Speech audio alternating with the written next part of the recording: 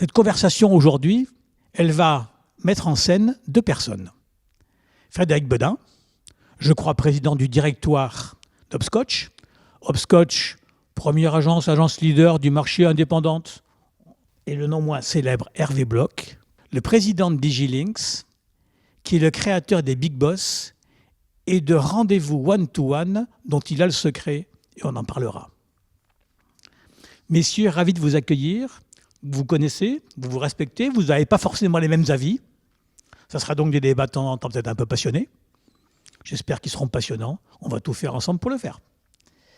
Le thème général, one-to-one, one-to-few, one-to-many. Parce qu'effectivement, le digital a impacté tout le monde. Et on va regarder de nouveaux enjeux. On démarre sur des petites one-shots. Dans le contexte d'exploitation du digital, qu'a-t-on appris en 2020 ? Alors en fait, on n'a pas appris en 2020, on a subi. On a subi les empêchements événementiels. Et donc, on a fait ce qu'on a pu et on a accéléré le digital. Tous ces grands patrons qui refusaient le digital, ils se sont retrouvés en quelques heures, en quelques jours, à devoir mobiliser tous les moyens, à ostraciser leur directeur informatique, leur directeur digital, pour trouver des solutions. Et donc, on a subi, mais on a quand même fait des choses. Et one to few, one to many, one to one, finalement, c'est la base de la rencontre. Et donc, on a fait ce qu'on a pu en 2020, mais on a appris beaucoup de choses. D'accord. Moi, je dirais qu'en 2020, on s'est aperçu de tous les... effectivement, de façon subie, que le digital pouvait rendre énormément de services pour remplacer tout le fonctionnel de l'événementiel. Donc, le fonctionnel, tu en as parlé tout à l'heure, transformer les séminaires, tous les events qui ont été transformés en événements numériques, ils ont permis en gros de faire les choses, de réunir les gens, de faire les rencontres qu'il fallait, de faire les informations descendantes qu'il fallait. Les grands patrons ont pu parler à leurs troupes, et on y reviendra peut-être, mais il y a eu plein de formes d'événements digitaux qui ont réussi à se faire. Et en revanche, on a aussi démontré, à l'échelle 1, qu'il manque le sensationnel de l'événement. Sensationnel parce qu'il manque là où il y a du sens, là où il y a de la créativité, là où il y a de l'amour, là où il y a de la rencontre physique, et ce qui fait quand même la valeur ajoutée de l'événement, parce que finalement, sans ça, on peut se dire que toutes ces informations, on pourrait les trouver ailleurs. Qu'est-ce qu'on a réussi ? Une chose. On a réussi à opérer et il faut maintenant donner du sex appeal à tout ça. D'accord. Qu'est-ce qu'on a réussi ? On a réussi à maintenir le lien et à organiser les communautés et à pas les laisser se déliter. D'accord. Qu'est-ce qu'on a loupé ? Le sensationnel, justement ? Non, je pense qu'on n'a rien loupé. On a subi un truc terrible et qu'on s'en est bien tiré. Non, on n'a rien loupé. On n'a rien loupé. On a réussi le retour sur investissement, on a loupé le retour sur émotion. Parce qu'en fait, l'événementiel physique, ça crée de l'émotion. Si on démarre, si on se projette sur 2021, qu'est-ce qu'on a envie de réussir ? Moi, sur 2021, je dirais que on a réussi à convaincre les clients que ça fait aussi partie des succès. Organiser un événement digital, c'est pas seulement ouvrir un ordinateur et se mettre sur Zoom ou sur Teams. Qu'il faut de la lumière, qu'il faut du son, qu'il faut de la mise en scène, qu'il faut de la préparation, et que sinon l'expérience pour la personne qui regarde est terrible. Donc ça c'est fait. Maintenant, ce que je voudrais pour 2021, c'est convaincre qu'il faut empêcher les gens d'être tout seuls derrière leur ordinateur, et que même s'il y a encore des contraintes sanitaires, au moins, il faut être par petits groupes et faire ce que j'appelle l'événement en grappe. C'est-à-dire... tu parles des speakers, là. On est bien d'accord. Non, de la position de l'organisateur. Voilà, c'est ça. C'est-à-dire que l'organisateur, il doit se dire, je vais tout faire pour que les gens soient pas seuls derrière leur ordi, qu'ils soient 3 par 3, par 4, par 5, mais au moins qu'il y ait une rencontre sociale un partage autour d'un événement. Et tout ce qu'on pourra faire pour reconquérir le lien social physique, même si ce n'est pas encore dans des salles de 5000 personnes tout de suite, sera une victoire. Hervé ? On parle de présentiel et de distanciel. Quand on est dans le one-to-one, on fait du présentiel online. On voit la personne, on voit si elle nous écoute. Quand on est dans un webinar, parce qu'il a pullulé des webinars dès le mois de mars 2020, et on ne sait pas si les gens étaient en mute, s'ils avaient coupé leur caméra. Quand une personne s'adresse à 10 000, on ne sait pas ce qui se passe. On est dans un distanciel.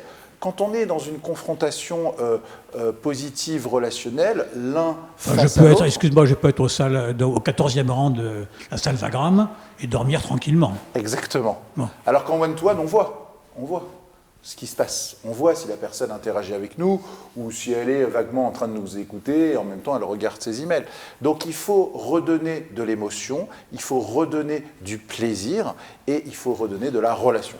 D'accord, ça c'est l'enjeu 2021. On est effectivement très humain, très émotion, j'ai l'impression. Oui, ce que je dis, c'est que si à partir du moment où on refait des événements, même par petits groupes, on se met pas en mute et on va pas faire sa cuisine, on va pas faire la cuisine pendant que son patron parle. Oui. Alors que quand on est tout seul derrière son ordi, on fait ce qu'on veut. Oui. Et du coup, il n'y a pas le petit adrénaline d'être à côté de quelqu'un, parce que si tu t'endors au 14e rang de la salle Wagram, il y a quand même ton voisin qui va faire ça va. Bon. On a décidé 3 thèmes, one-to-one, one-to-few, one-to-many. On va démarrer au fond parce que la relation, vous venez de parler de relation, c'est le one-to-one. D'accord ? Il y a un an, on découvrait Zoom. J'avoue, je ne connaissais absolument pas ni Zoom, ni Teams, ni les homologues français, donc personne ne connaît toujours le nom vraiment.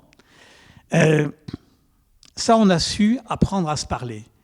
Mais est-ce que c'est ça le one-to-one ? Est-ce que ce n'est pas aujourd'hui, au contraire, commencer à retrouver de la relation entre les gens, au-delà de la conversation, voire de l'échange, voire de la transaction. Je veux dire, quand on fait des événements les uns ou les autres, ce n'est pas pour s'amuser, ça a une fonction commerciale, d'échange, de management, d'animation, tout ce qu'on veut, mais ça a souvent des enjeux financiers, commerciaux.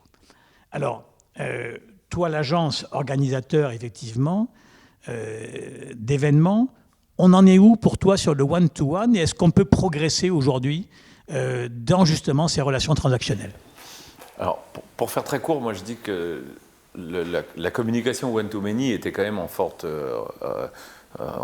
déclin au profit du one-to-few. Parce que le Graal, c'était le one-to-one, tous les annonceurs voulaient faire du one-to-one, sauf que le coût du one-to-one était beaucoup trop cher. Et qu'à part dans le très grand luxe, où on faisait vraiment du traitement sur mesure pour chaque client, le one-to-one était fait par un ordinateur qui vous envoyait un courrier à votre nom, on appelait ça du one-to-one, mais c'était du one-to-many déguisé. Là, ce qu'on a vécu, c'est que il y a eu quand même ces réseaux qui se sont faits avec plein de gens qui étaient tout seuls derrière leur ordinateur, notamment pendant le confinement, où on s'est aperçu que le one-to-one était possible avec quand même pas mal de valeurs relationnelles, parce que c'est grâce à ça qu'on a maintenu le lien. Et ce qui a été la valeur ajoutée, je dirais, par rapport au travail fait par les agences et par les communicants, ça a été le multiplexage.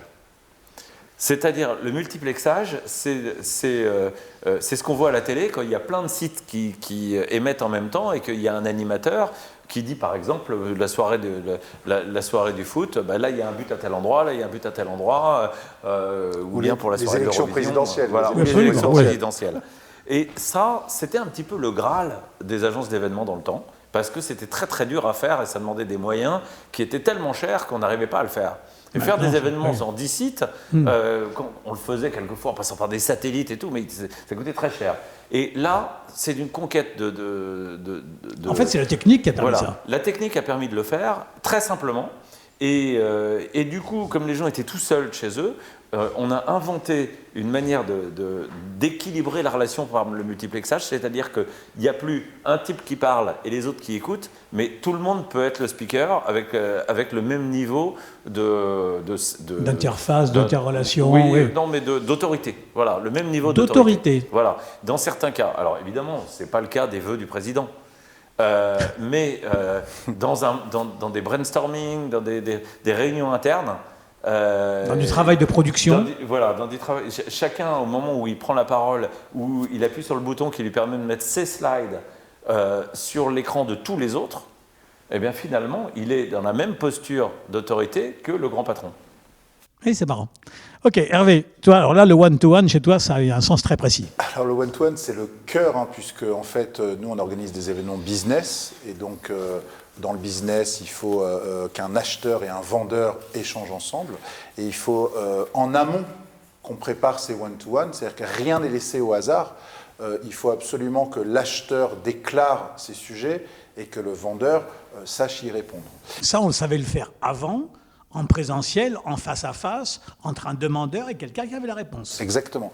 En fait, nous, on devait faire 40 événements physiques, on en a fait 25 en présentiel, 5 en digital. C'est exactement la même logique en amont. On a des gens qui s'inscrivent, qui déclarent des projets, on a des offreurs de solutions qui savent y répondre, et donc toute la mécanique, l'algorithme de matchmaking, tout ça, rien n'a changé. Ce qui a changé, c'est que sur place, donc en présentiel, online, on a organisé les one-to-one, et puis il a manqué tout le reste. Mais finalement, c'est pas très grave, puisque l'enjeu initial qui était d'avoir un besoin et de savoir y répondre, on a pu exécuter cette logique. Donc le one-to-one, c'est ce qu'il y a de plus compliqué. Tu me permets une question ? Vas-y. Est-ce que l'engagement des deux personnes, l'une envers l'autre, qui est normal dans une transaction, tu le trouves aussi fortement en digital que tu l'avais en présentiel ?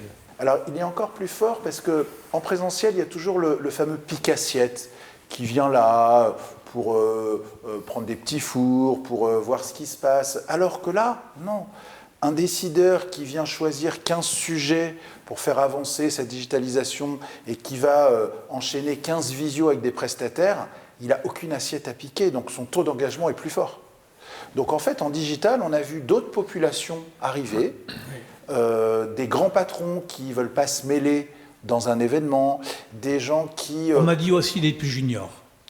Oui, alors nous, on a des critères très importants de sélection sur le budget, l'autorité, les projets, la taille d'entreprise, donc on ne pourra pas les accepter, mais très clairement, il y a d'autres populations.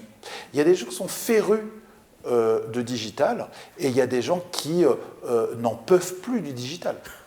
Donc vraiment, il y a deux populations. En tout cas, le one-to-one, c'est la clé pour maintenir du business. J'ai vu des salons s'effondrer, diviser leur chiffre d'affaires par 50 ou par 100 parce qu'ils ont juste transformé leur salon en webinar, alors que nous, on a réalisé des événements one-to-one, on les a rendus digital, mais on a continué à assurer notre promesse.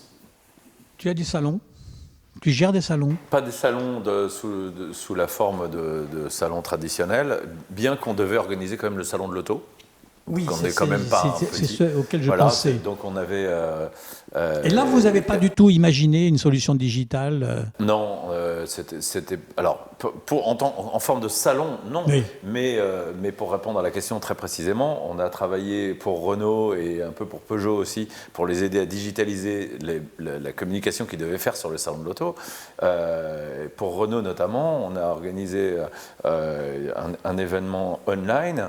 On a quand même eu 94 millions de vues pour la présentation de la plateforme électrique de véhicules qui va être utilisée par tout le groupe.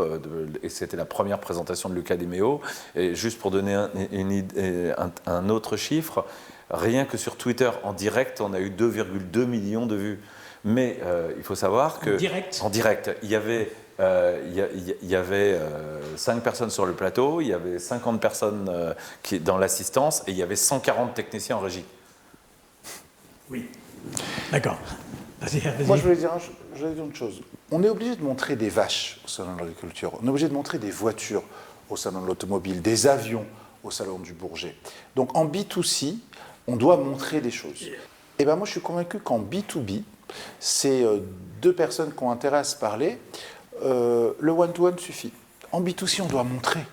Enfin, on doit montrer un chef d'État qui caresse des vaches, on doit montrer un chef d'État qui regarde les nouvelles voitures électriques, etc. En B2B, quand on a une communauté B2B, quand on fait du business, on peut tout à fait digitaliser. Alors oui, Frédéric a parfaitement raison, il faut scénographier, on a besoin de s'émouvoir, on a besoin de voir des beaux endroits, de voir des belles choses, mais on a surtout besoin... Tu ne fais pas de lancement de produit. Si tu faisais un lancement de produit, je pense que tu aurais envie de montrer des choses. Si tu travailles pour Renault, pour Peugeot ou pour Lactalis, tu as besoin de montrer effectivement un nouveau produit.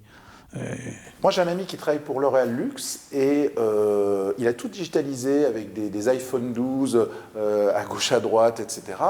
Et ça marche très très bien, mais c'est très joli. Personne ne peut se rendre compte que c'est 3-4 téléphones à gauche, à droite.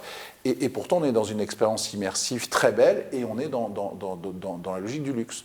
Donc, on peut tout à fait... Donc, aujourd'hui, en one-to-one, que ce soit au niveau d'échange ou que ce soit au niveau transactionnel, vous dites qu'on a finalement, la crise a accéléré, nous permet d'atteindre un certain Graal? Alors oui, avec des gens qui se connaissaient déjà ou qui ont entendu parler les uns des autres.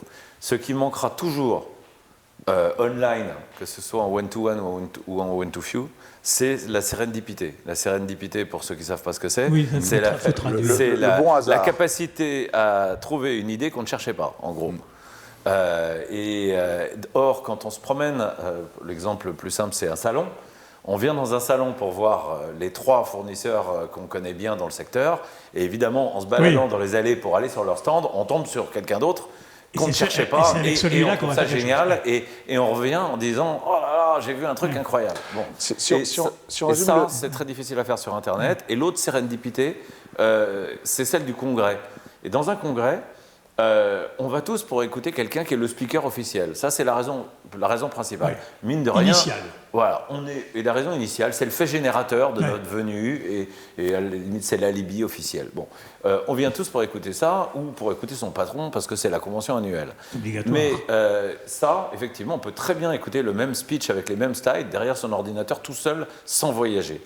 En revanche, au congrès, vous allez rencontrer un collègue avec qui vous allez vous associer, qui va être assis, ou un confrère ou quelqu'un d'autre qui va être assis à côté de vous, vous ne le connaissiez pas, vous partagez votre accord ou désaccord sur ce que dit le speaker en disant celui-là il dit vraiment n'importe quoi, ben, je suis bien d'accord avec vous, qu'est-ce que vous en pensez? Et hop, les business se créent.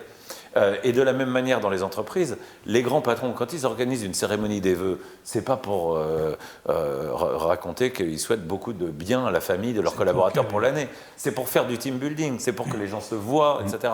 Et le team building sur Internet, on a beau avoir essayé on va énormément. Juste après ça. Ouais.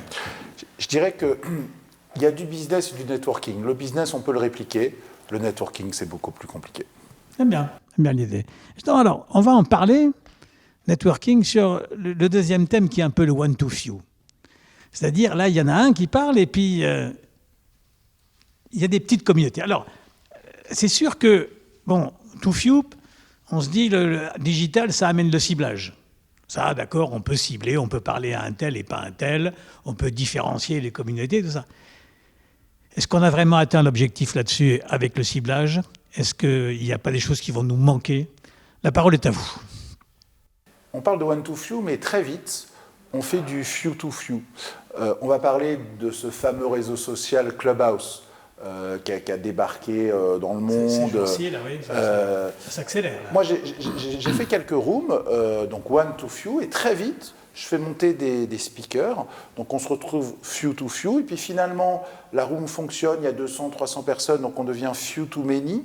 Donc en fait, c'est ça l'intérêt, c'est-à-dire que c'est plus une personne descendante qui va dicter les règles, un peu comme les consommateurs. Aujourd'hui, c'est plus une marque qui parle aux consommateurs, c'est les consommateurs qui remontent les informations et la marque qui exécute.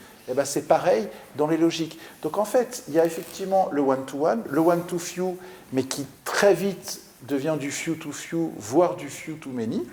Et puis, effectivement, il y a des castes, donc c'est important qu'une personne parle à ses castes, mais il n'y a plus un seul leader. Donc une personne qui parle et des gens qui écoutent, finalement tout ça se moyenne et on a tous une expertise donnée à l'instant T et donc on n'est plus dans un one-to-few aussi évident, on est finalement dans des experts qui parlent à d'autres experts et donc dans une communauté qui s'étend, c'est plus unidirectionnel. Frédéric ? Moi, je crois que depuis très longtemps, la notion de one to few n'existe pas. Ce qui existe, c'est le marketing communautaire. Il faut imaginer qu'une communauté, ça vit comme un essaim d'abeilles ou un banc de poissons ou un essaim d'étourneaux. Donc, c'est des gens qui sont à peu près tous égaux. Et qui communiquent entre eux à plusieurs. Et d'ailleurs, on dit que dans un essaim d'étourneaux, une nuée d'étourneaux, chaque étourneau est en contact avec 7 ou 8 étourneaux autour de lui en permanence. Et pourtant, ça va très vite et ça bouge à toute vitesse. Et l'équilibre se fait par la multiplicité de la communication. Et cette communication doit être équilibrée. Et l'année qu'on vient de passer a concrétisé ça dans énormément de communautés et de beaucoup de manières. Par exemple, si on prend l'interne, les entreprises qui ont réussi à maintenir des liens entre les équipes sont celles qui ont bien animé des communautés, y compris en prenant soin des autres, de manière à ce que ce soit équilibré. Il y a quelqu'un qui est tout seul chez lui, on va l'appeler plus souvent et on va l'inciter à se connecter pour qu'il reste membre de la communauté à part entière, donc qu'il reste aussi puissant que les autres et aussi c'est de l'inter-équipe ou de l'intra-équipe qui se passe ? Là, c'est de l'intra-équipe. Mais après, deux nuées des tourneaux peuvent parfaitement fusionner, ou deux bandes de sardines peuvent parfaitement fusionner dans un plus grand.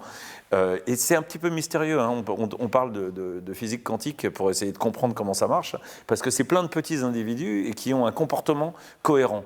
Et techniquement, on ne sait pas comment ça marche, mais on peut parfaitement l'observer et essayer de le reproduire. Et en communication, c'est ça qu'on essaye de faire aussi dans une communauté, c'est-à-dire que ce soit extrêmement équilibré. S'il y en a un qui prend le pouvoir, finalement, la communauté risque d'éclater, voire de faire fuir tout le monde. C'est l'idée du coup de fusil dans la nuée des tourneaux. Tous les étourneaux s'en vont. Et du coup, ce qu'on a vu là, j'ai parlé de l'interne, mais par exemple, on a des petites communautés qui se sont solidifié pendant le confinement et après. Il y en a une qui nous est proche, c'est la communauté de l'événementiel. Par exemple, il y a toutes les semaines aujourd'hui une réunion de toute la filière qui se fait, alors pas avec tous les membres, mais avec tous les responsables de toutes les associations, etc. L'événement Unimef, tout ça. Voilà, on a réussi à parler d'une seule voix au gouvernement, etc. Alors qu'avant, c'était une cacophonie. Et il n'y en a pas un qui a pris le lead sur l'autre, parce que sinon, ça n'aurait pas fonctionné. Pourtant, il y en a des plus gros, des plus riches, des plus puissants. C'est pas plutôt une succession de leads en permanence? Ben si, c'est bien sûr. Ça, mais ce que je dis, c'est comme les pensez étourneaux, au petit étourneau, il a 7 leads en permanence autour de lui, mais ça change. Et on peut aussi utiliser l'image de la goutte d'eau dans un nuage qui ne tient que par l'électricité plus et moins avec les autres gouttes d'eau autour. Et si à un moment le plus devient trop fort par rapport au moins, ça fait une goutte et elle tombe et ça pleut. Voilà. Donc si le nuage vole, c'est quand tout est équilibré. Et donc dans une communauté sur Internet, il faut que ces relations soient parfaitement équilibrées. Ça s'organise en stratégie, ça? Lui, il le fait one-to-one. Quand il le fait physiquement ou digitalement, cet équilibre-là, il y veille comme le lait sur le feu. Et nous, on essaye d'organiser ça pour le compte de nos clients. Et quand on y arrive, ça marche très très bien, oui, bien sûr.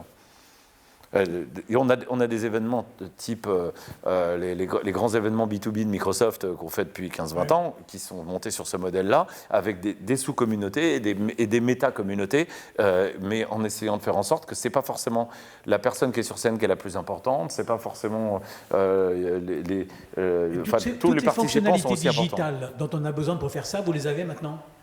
Oui, les fonctionnalités digitales, on les a, et puis il y en a beaucoup de nouvelles, et notamment je pense à la spatialisation du son, qui est un truc que tout le monde n'a pas encore expérimenté. Je suis sur un écran, toi tu participes à une réunion, toi aussi, je me balade avec ma souris, je vais sur toi, je me mets à côté de toi, si je suis à côté de toi, je te parle, et là le son s'ouvre entre nous. Et si on est dans un rayon très proche, on peut se parler sans que Xavier nous entende. Mais si jamais on est un petit peu plus loin et puis qu'on active une autre fonctionnalité, Xavier peut à peu près nous entendre comme dans un cocktail pour savoir ce qu'on parle et se joindre à notre conversation ou pas. Bon, espionner. Ça, on le montre déjà, c'est assez formidable. On a aussi une technique qu'on utilise de plus en plus chez HubSpot, c'est la traduction simultanée par sous-titrage en temps réel. Moi, je me suis vu parler en mongol, je le parle assez mal normalement, c'est assez étonnant. C'est-à-dire que je vous parle en français comme ça, et j'ai la traduction en mongol en temps réel. Et j'étais avec un Mongol qui m'a dit que ça voulait bien dire ce que je disais. C'était pas des fausses traductions. Non, parce que le sous-titrage en anglais, on l'a tous vu. Ça va, oui. Mais maintenant, le sous-titrage en 74 non, mais ans par l'intelligence artificielle... toutes les fonctionnalités, je veux dire, d'ajout de documents, de consultation, pendant que tu lui parles de pouvoir lui montrer je ne sais quel document, tout ça, maintenant, on maîtrise parfaitement la chose. Mais Moi, c'est pas les plus intéressantes. Je ne veux pas parler de fonctionnalité, justement. Tu parlais d'espionnage tout à l'heure. Moi, j'ai inventé une agence gouvernementale qui s'appelle la CIA. Alors, ce n'est pas celle des États-Unis. Hein. Donc, c'est un acronyme et j'estime qu'un événement doit répondre à ces trois logiques. C'est comme conversion. L'événement, quel qu'il soit, c'est un événement de conversion. On doit convertir du business. Le I, c'est l'influence. Effectivement, il faut de l'influence, ça fait venir... ça crée de l'aura. Et puis enfin, il faut de l'acquisition. L'acquisition, effectivement, de trafic, l'acquisition de connaissances, l'acquisition de compétences. Donc la CIA, c'est pour moi l'agence gouvernementale parfaite. On y va. De l'événementiel. C, conversion. I, influence. A, acquisition. J'ai pensé que tu allais dire audience, mais non. Oui, c'est dans l'influence, l'audience. Donc CIA. OK. À propos d'audience, justement, pour terminer sur le one-to-many. Many, c'est l'audience. On a tous couru après ça. Effectivement, créer des grands messes, avoir le plus grand nombre de personnes dans une salle. Aujourd'hui, avec le digital, on sait ou on croit savoir effectivement qui est présent. On pourra d'ailleurs parler de statistiques si on veut. One-to-many, est-ce que, au-delà de l'élargissement, c'est pas plutôt un approfondissement que l'on cherche? Moi, je dirais que l'événement parfait, c'est celui qui a les trois, il ne faut pas opposer les trois. Le one-to-many, c'est effectivement le PDG qui parle à ses troupes, c'est le keynote speaker, c'est Steve Jobs qui présente le nouvel iPhone. Donc le one-to-many, c'est l'introduction, c'est la conférence plénière dans les grands salons, et c'est ce qui va générer le reste. Ce qui va générer le reste, donc le one-to-few, c'est les communautés qui doivent se parler entre elles, avec un speaker et des gens qui écoutent, et puis enfin le one-to-one. On s'est rapproché d'une société Proximum 365 l'année dernière, qui est un acteur de digitalisation d'événements. En mars 2020, ils ont eu 100 leads par jour à l'annonce du confinement. Il y a un événement qu'ils ont fait extraordinaire dans le monde du retail, la convention fournisseur, la fameuse convention fournisseur. Qu'est-ce que c'est ? Tous les retailers, que ce soit la grande distribution, la distribution spécialisée, chaque année, elle réunit tous ces fournisseurs. Donc ça peut être 1000, 2000, 3000, 5000 fournisseurs. C'est un salon, ça dure 3 jours, ça coûte beaucoup d'argent, ça démobilise toutes les équipes en place parce que pendant 3 jours, il faut aller voir tous ces fournisseurs alors que les magasins restent ouverts. Et donc c'est quelque chose qui coûte des millions d'euros, qui bloque 2-3 jours en physique. Ça a un intérêt, sinon ça ne se ferait pas quand même. Alors, ça a beaucoup d'intérêt, parce que, c'est ce qui va gérer l'incrément de vente, le nouveau fournisseur, la nouvelle gamme de produits. Et pour certains grands acteurs, c'est même une ligne de business. Ils font payer la convention fournisseur. Et donc, j'ai un cas d'école d'une société qui a décidé de maintenir le prix et de digitaliser. Et donc, en général, c'est une ligne à 10 millions d'euros de chiffre d'affaires et ça leur coûte 4 millions, rentable. Là, ça leur a coûté 500 000 euros. Parce que ça coûte beaucoup moins cher. Alors 500 000 euros quand même, il y a de la techno, il y a de l'accompagnement, il y a des créas, parce que quand même pour présenter les nouvelles perceuses, il faut quand même une petite vidéo d'accompagnement, un petit truc sympathique. Et donc, très clairement, à l'issue, ça coûte moins cher, on a beaucoup plus de data, on sait exactement qui a rencontré qui, le directeur de magasin, avec le chef rayon. On arrive à tracer. On arrive à tracer et on saura dire l'incrément de vente derrière. Donc ce n'est pas tant pour générer quelques millions d'euros de chiffre d'affaires, c'est aussi pour mesurer les centaines de millions d'euros d'incréments qui vont être analysés concrètement. Donc à l'arrivée, cette enseigne, qu'est-ce qu'elle nous dit ? J'arrête le physique, et quand bien même la pandémie serait derrière nous, je prolonge l'expérience digitale et j'arrête la sacro-sainte convention fournisseur. Ça existe chez les franchisés, les franchiseurs franchisés, les marketplaces. Donc il faut à un moment donné qu'un acteur réunisse ses partenaires.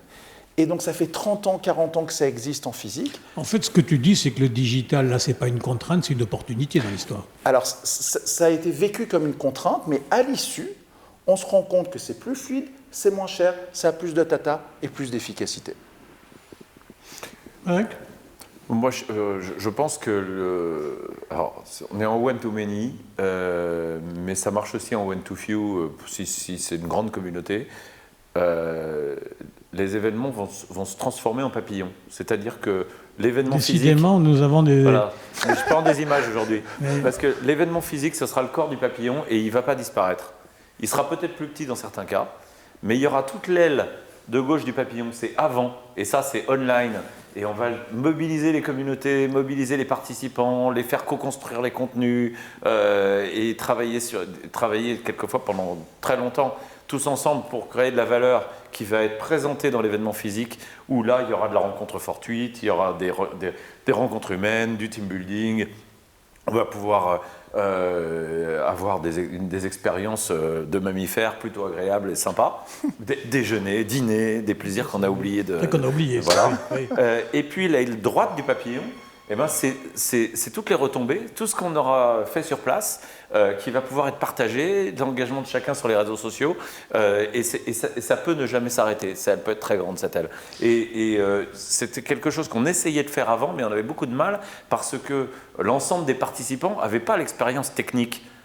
Là, on a cette expérience technique, on a juste la frustration de voir l'aile droite et l'aile gauche du papillon sans le corps. Et dès qu'on pourra recommencer à faire des événements, on mettra le corps.